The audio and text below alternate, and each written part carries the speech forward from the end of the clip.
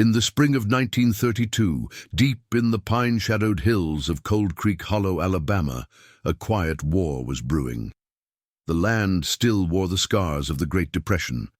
Fields half barren, cotton gins silent, and men drinking bitterness like water. Amid that hunger and hate stood Thomas Carter, a black war veteran turned schoolteacher, whose courage was his greatest sin in the eyes of the county's white men.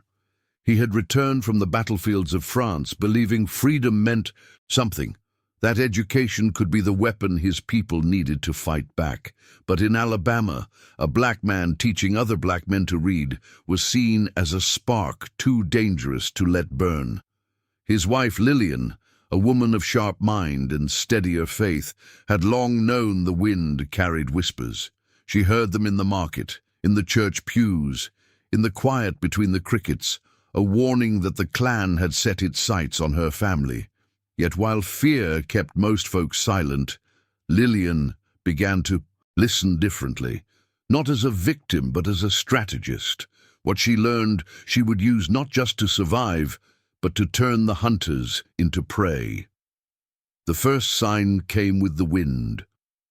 It was a humid evening when Thomas walked home from the schoolhouse, the dirt road soft beneath his boots, the sun bleeding red over the fields.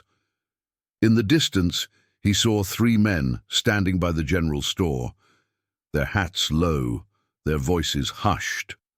One spat into the dust and said, "That Carter boy's gettin' too big for his britches, teachin' Indies to read like they white men." Thomas didn't stop walking, but the words cut into him like a blade.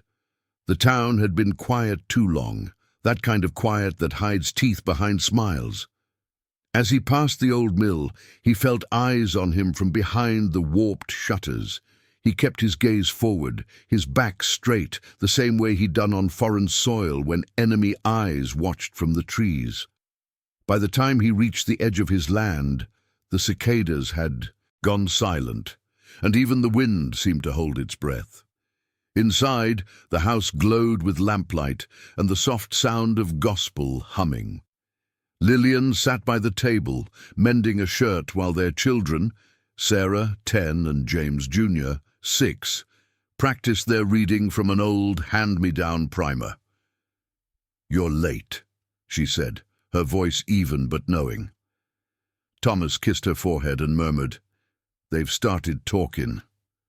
She didn't ask who, she already knew. The names changed, but the hate never did. Lillian set her needle down slowly, eyes drifting toward the open window where the fields swayed like an ocean of dark. "Then we best be listening careful," she said. "The Lord gives warnings if you know how to hear 'em." That night, after the children were asleep, they sat by the dying fire and spoke in whispers. About escape, about standing firm, about the thin line between both. At midnight, the moon rose over the corn rows, pale and swollen. Out in the distance, beyond the fence line, a shape moved, small, deliberate, human. Thomas gripped his rifle and stepped out onto the porch, heart steady. He saw a boy, maybe 16, waving something white in the dark. When he got closer, Thomas recognized him, Caleb Jones, a farmhand whose father once worked beside him. "Mr. Carter," the boy hissed, breath trembling. "They're meeting down by the creek tonight. They talking about you, saying they gon' make an example before the month's done." The air grew heavy around them. Thomas looked toward the fields, where the corn rustled like secrets being told. "Then it's begun," he said quietly. "But they don't know. We've been ready." Inside, behind the curtain, Lillian was already writing something in her small leather-bound book, a ledger of names, times, and sins. The first entry was written beneath candlelight. "The storm is coming, but so are we." The ledger was not just a book. It was a blade, sharpened in silence. Hidden behind a loose board in the pantry, it had grown heavier with each passing week. In it, Lillian Carter recorded what others were too afraid to whisper, Dates of lynchings, initials of lawmen who turned their backs, names of men who rode at night with their faces covered and their hearts rotted by hate. She wrote in code, each entry disguised as a household list. 1 sack of corn, 2 candles, 3 riders. Her handwriting was neat, steady, defiant. She had started the ledger after her brother was taken by the Klan in 28, when the sheriff said he'd gone north, and her mother found his hat floating in the Tallapoosa River. Since then, she'd promised herself one thing. If the fire ever came for her house, she'd make sure it burned on both sides of the road. Each morning, before the sun crested the pines, Lillian swept the porch as if nothing were amiss. Her neighbors thought her quiet strength came from faith alone, but it was calculation that steadied her hands. She noticed everything, who lingered too long near the well, which wagons passed her gate twice in a day, whose laughter carried from the tavern when the Klan met after dark. When Thomas left for the schoolhouse, she'd walk the property line, noting every broken branch, every fresh hoofprint. She knew their patterns, their arrogance, men who believed darkness was theirs alone to command. In that arrogance, she found her advantage. By the time they decided to strike, she would already have their plan written down, their faces burned into memory. The woman they called that quiet Carter wife was building a war chest, one made not of bullets, but of truth. That evening, she spread her ledger across the kitchen table, the lamplight catching the edge of her pen. Thomas watched her, his brow furrowed, half admiration, half dread. "You keepin' all that, Lil?" he asked softly. She didn't look up. "Somebody's got to remember," she said. "They count on us forgettin'." Her words hung heavy in the air, the kind that didn't need amen to feel holy. From outside came the low rumble of thunder, distant but certain, like the sound of justice rolling closer. She closed the book and tucked it back behind the wall, whispering a prayer not of fear, but of readiness. For in her heart she knew what the men in hoods could never understand. Faith wasn't waiting for deliverance. Faith was preparing for it. The moon that night was swollen and red, hanging low over the pine ridge like an omen no one dared name. Down in the hollow, beyond the Carter fields, the Klan gathered, 20 men cloaked in white, their horses restless, their voices thick with whiskey and hate. The air reeked of kerosene, sweat, and lies disguised as righteousness. At the center stood Deputy Earl Weller, his badge gleaming beneath his robe, reading from a crumpled page. An oath sworn in the name of purity and protection. Words twisted into poison. The men raised their hands to heaven, vowing to wipe out the filth that infects this town, and when they shouted Amen, the sound echoed through the trees like a curse. Hidden beyond the tree line, a single figure crouched, Caleb Jones, the young farmhand who owed his life to Thomas Carter. His breath came shallow, his hands trembling as he counted the men one by one. He had come to listen, and what he heard made his blood run cold. "They'll never see it comin'," Weller said, voice low and mean. "We'll light the cross at midnight next Sunday, out by the Carter place. Burn 'em out, everyone. Make sure no one forgets what happens when a colored man starts thinking he's somebody." Laughter followed, a sound that scraped the night raw. Caleb clutched the crucifix at his neck, his pulse pounding in his ears. He waited until they doused the torches and rode off, their horses' hooves fading into the woods like the drumbeat of hell. Then he ran, faster than fear could catch him, through mud, briar and river mist, his lungs burning with urgency. By the time he reached the Carter home, dawn was breaking, and the first hymn of the morning dove rose from the trees. He didn't knock. He simply whispered through the door, "They're coming, Mr. Carter, next Sunday, midnight." Lillian opened the door before Thomas could move. Her face was calm, too calm, as she took the boy's shaking hands in hers. "You done right, child," she said, her voice low but steady. "Now listen to me. You Tell nobody you was here, you hear?" Caleb nodded, tears streaking his dirt-covered face. She sent him off with a loaf of cornbread and a warning, then turned to Thomas. "It's settled then," she said. "We don't run." Thomas hesitated, his heart caught between fight and faith. "You mean to face them?" She met his eyes, fierce and certain. "No," she said, "we mean to fool them." And with that she began sketching a map on the table with ash from the stove, the layout of the fields, the hollow, the barn and the ridge. Every path, every shadow, every trick of the land they had worked for generations would now become a weapon. The war had found their doorstep, but in Lillian's mind it was already lost. For the men who came to kill them had no idea they were walking into a plan written by a woman who'd been listening all her life. By Wednesday, the Carters' land had turned into a silent battleground disguised as a farm. The sun rose over dew-soaked fields, glinting, off shovels, nails and oil lamps hidden beneath sacks of feed. Lillian's hands, blistered from digging, moved with purpose, every scoop of dirt a prayer, every nail a warning. She and Thomas worked in perfect rhythm, saying little but understanding everything. Beneath the old pecan tree, they dug a shallow trench leading toward the barn, lining it with dry straw and a thin trail of kerosene that would burn bright when the time came. They built what looked like a feed shelter, but inside it was a trap. Crates stacked high, doused in oil, ready to collapse at the pull of a hidden rope. The hollow behind the house, usually thick with crickets and frogs, had gone eerily quiet, as if even nature itself was watching what they were about to do. At dusk, 3 men from the church arrived in the back of a wagon, Deacon Holloway, Brother Clements, and old Isaac, whose hands still shook from the last time the Klan had come calling. They brought sacks of lime, buckets of water, and a single rifle older than any of them.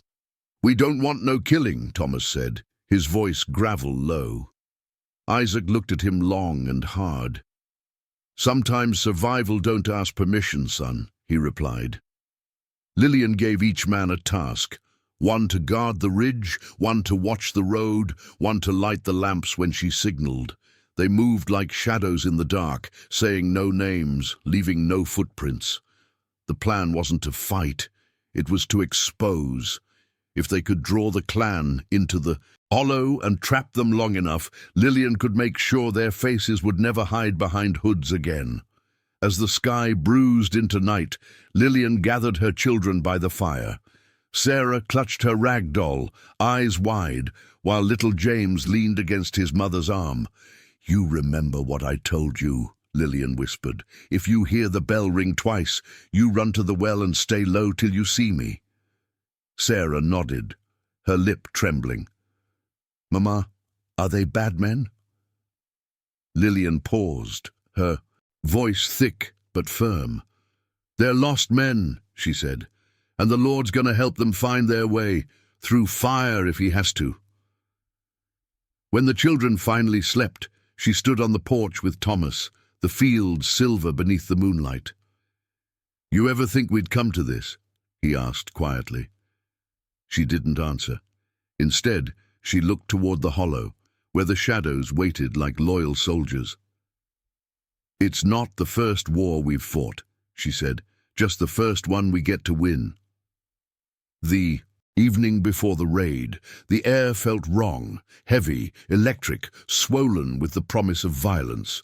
The sky hung low over Cold Creek Hollow, swollen with dark clouds that refused to break.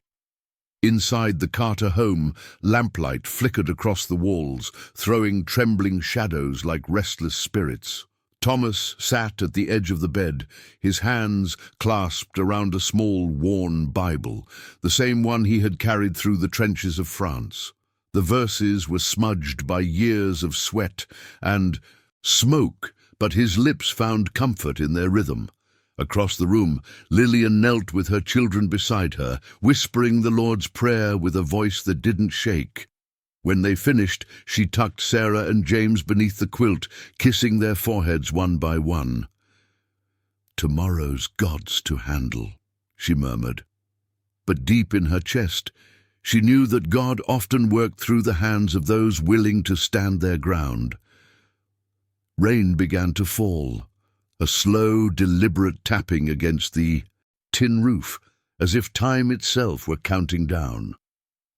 Thomas stood by the window, watching the first flashes of lightning split the horizon. "You think they'll still come in this weather?" he asked.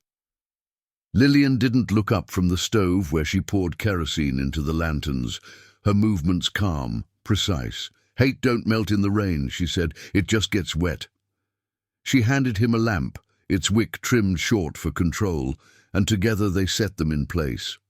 One by the barn door, two along the trench, another near the porch. The storm was a blessing in disguise. It would muffle their movements, hide the fire until it was too late. When the last lamp was set, Lillian paused by the open door, the smell of wet earth rising from the fields. She breathed it in, the scent of something ancient, both sacred and brutal. "If this house burns tonight," she whispered, "let it burn righteous." As midnight neared, thunder rolled across the valley like drums of war. The page churchmen had gone home to keep suspicion low, leaving only the Carters and their courage standing between life and death. Thomas cleaned his rifle one last time, checking each bullet as if counting blessings. Lillian, her hair tied back, stood by the table writing a letter addressed to her sister in Birmingham, a letter that began with the words, "If you're reading this, know we fought." She sealed it with a trembling hand, then set it beneath the floorboard beside her ledger. Outside, the rain thickened into sheets, and lightning painted the sky in ghostly flashes. The children stirred in their sleep, unaware of the war gathering just beyond their dreams. Thomas reached for Lillian's hand, their fingers interlacing in silence. In that quiet moment before the storm, there was no fear left between them, only faith, sharpened like steel. The night cracked open at midnight, when the first rumble of engines rolled down the muddy road like thunder from another world. Through the curtain, Lillian saw the faint glow of lanterns cutting through the mist, white robes glinting in the stormlight like ghosts made of hate. The KKK had come, their torches wrapped tight in oilcloth, their rifles glistening with rain. At the front rode Deputy Earl Weller, his hood tilted back just enough to show the scar on his jaw, a mark from a brawl years before, when Thomas had dared to stop him from beating a black boy outside the feed store. The men dismounted, their boots sinking into the wet earth, and began erecting a crude wooden cross at the edge of the Carter property. "Let's remind him what happens to uppity folks." One spat. The others laughed, their voices warped by the rain. The sound of hammering echoed across the hollow, each blow a countdown. Inside the house, Thomas loaded his rifle with careful hands, every click of metal swallowed by the storm. "They're coming up the ridge," he whispered. Lillian stood by the window, her face illuminated by flashes of lightning calm as stone. "Let 'em light it," she said softly, "then we'll light ours." She signaled toward the trench outside, a thin, invisible line of kerosene stretching through the hollow. The plan was simple. Let the men gather close, wait for them to step where pride made them careless, then spark the fire that would trap them in their own hatred. The children slept in the root cellar below, wrapped in quilts, unaware of the history their parents were about to write. Thomas looked at his wife, her jaw set, her eyes fierce, and realized that no sermon, no soldier, no storm could match the power of a mother defending her blood. Then it happened. The hiss of a match, the hiss that divided peace from hell. The cross blazed to life, tall and trembling, the flames licking up into the rain. The men cheered, their laughter echoing like the howl of demons. But their victory lasted only seconds. A sudden flash erupted from the trench. Lillian's signal. Fire raced along the kerosene path, splitting the dark with a line of gold. It roared up the hillside, circling the men in a ring of light so fierce it turned their white robes into blazing shrouds. Panic broke instantly. Horses reared, men screamed. The storm swallowed their pride whole. From the porch, Thomas fired 2 warning shots into the air, the sound booming like judgment. Lillian stood beside him, clutching a lantern high. "The Lord sees you now," she cried. Over the roar, "Ain't no hood can hide your face from him tonight." Her voice pierced the chaos like scripture on fire, and for the first time the men who came to burn trembled before the light. The fire spread like judgment set loose upon the land, chasing the men who had come to kill into the very trap they had built with their arrogance. Flames licked through the wet grass, fed by oil and wind, turning the hollow into a circle of light so bright the night itself recoiled. The rain, instead of quenching it, made the smoke thicker, a ghostly shroud that blinded the riders and sent their horses screaming into the trees. Thomas crouched by the porch, firing warning shots that echoed like thunderclaps. Lillian, her face streaked with rain and ash, stood tall with the lantern raised high. The cross they'd planted as a symbol of terror now burned behind them, not as a mark of hate, but of revelation. Every flicker of flame revealed a face once hidden by cloth. The banker's son, the sheriff's cousin, the grocer who smiled at them every Sunday after church, their secrets burned with their robes. For the first time, the Carters saw fear reflected in the eyes of men who had built their power upon it. "Lord, have mercy," Thomas whispered, his voice trembling not with fear but awe. "We done turned the devil's work back on himself." The sound of coughing and shouting filled the air as the trapped men stumbled through the ring of fire, desperate for escape. One dropped his rifle and fell to his knees, screaming for help. Lillian stepped forward, her shadow stretching long in the firelight. "Mercy was yours to give before you brought fire to our door," she said, her words slow, deliberate, soaked in truth. "Now you'll answer to the same light you meant for us." Another lightning bolt tore the sky open, the thunder rolling so close it shook the porch boards beneath her feet. The storm itself seemed to bear witness, as if creation had grown weary of silence. By dawn, the rain began to ease, and with it came the smell of smoke, gunpowder, and something ancient, reckoning. The men who had fled left behind their robes, trampled and blackened, the ground steamed with the memory of fire. Thomas and Lillian stood in the aftermath, soaked to the bone but unbroken. He looked toward the ridge, where the sheriff's cousin's hood hung snagged on a branch, flapping like a surrender flag. "You think this'll stop 'em?" Thomas C. asked quietly. Lillian turned, her voice low and certain. "No," she said, "but now they know what happens when they come for the Carters." Behind her the sun rose through a curtain of smoke, casting gold across the wet fields. Light breaking through the ruin, soft but defiant. In that glow, it wasn't just survival that stood. It was transformation. The hunted had become the watchman. When the fire's last embers dimmed, the hollow lay silent, a graveyard of smoke, mud, and shattered pride. The Carters stood among the wreckage, eyes sharp, hearts unshaken.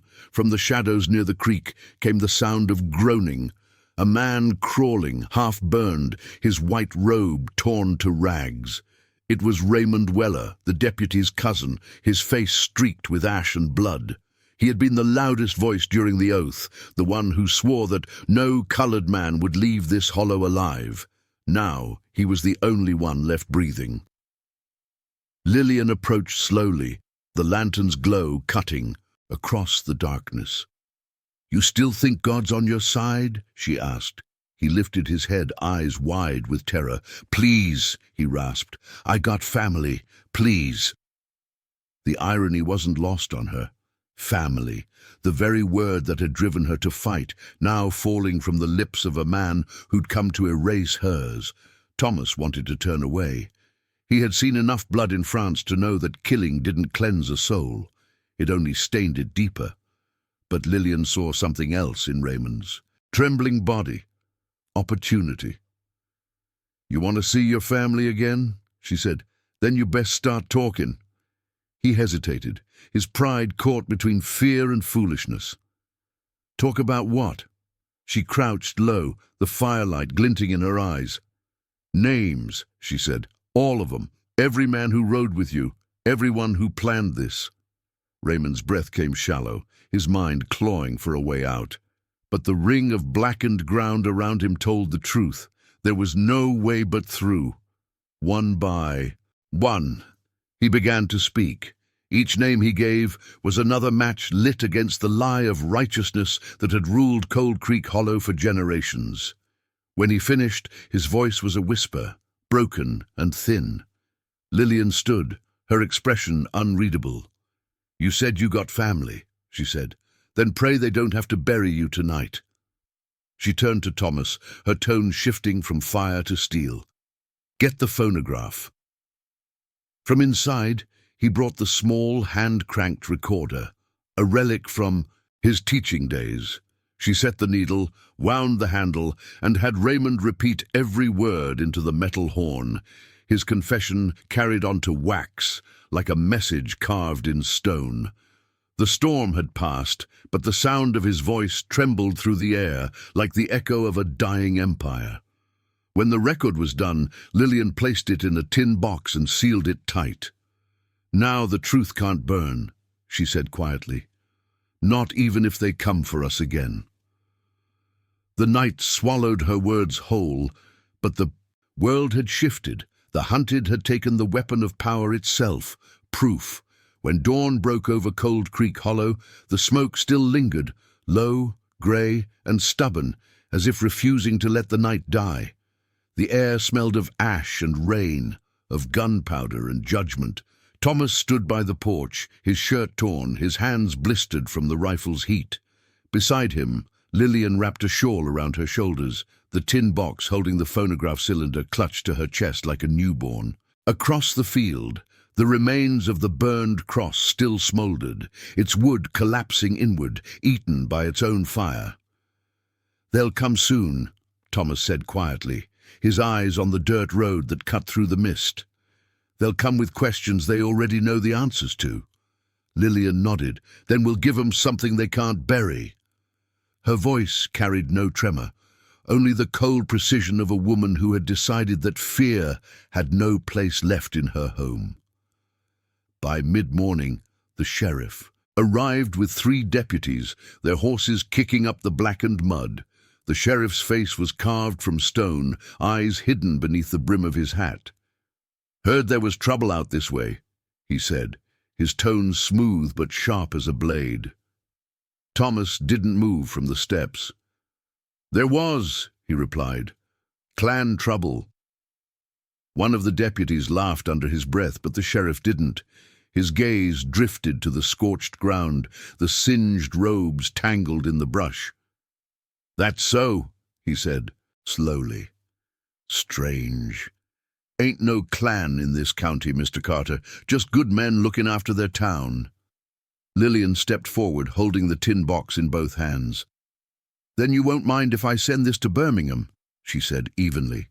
"Seems the good men left a message behind." For a moment silence pressed between them. The sheriff's jaw tightened, but his eyes flickered, the first crack in the mask. He tipped his hat and muttered, "You be careful, Mrs. Carter." Then he turned his horse, the deputies following, the tension hanging like smoke in their wake.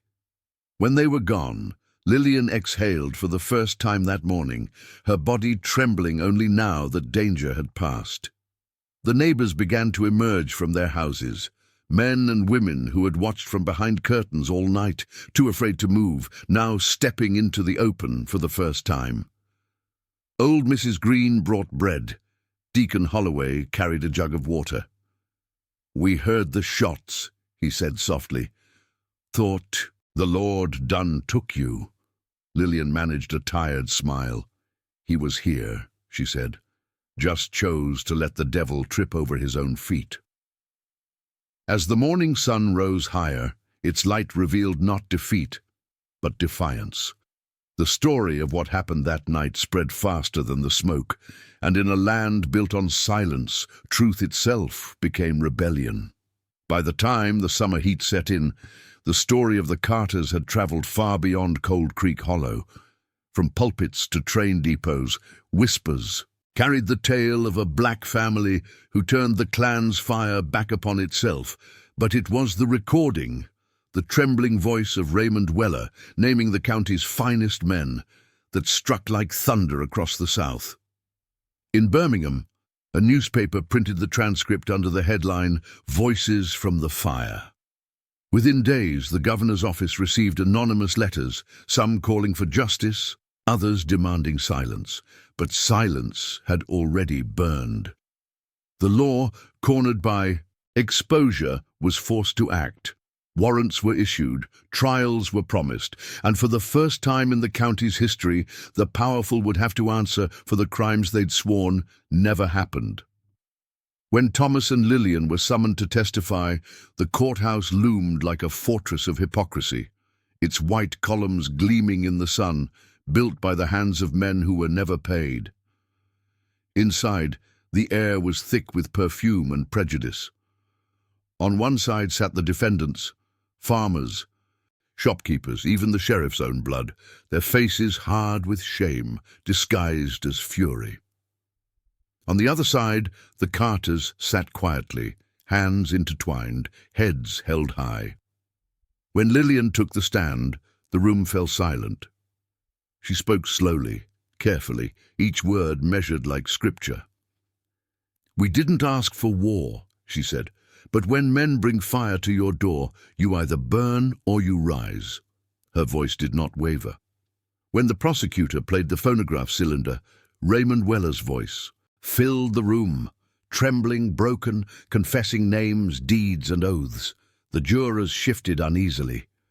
For the first time, they heard the truth, and it could not be unspoken. Outside the courthouse, reporters scribbled furiously, their cameras clicking like judgment. One shouted, "Mrs. Carter, do you believe justice will come?" Lillian paused on the steps, the sun catching the edges of her shawl.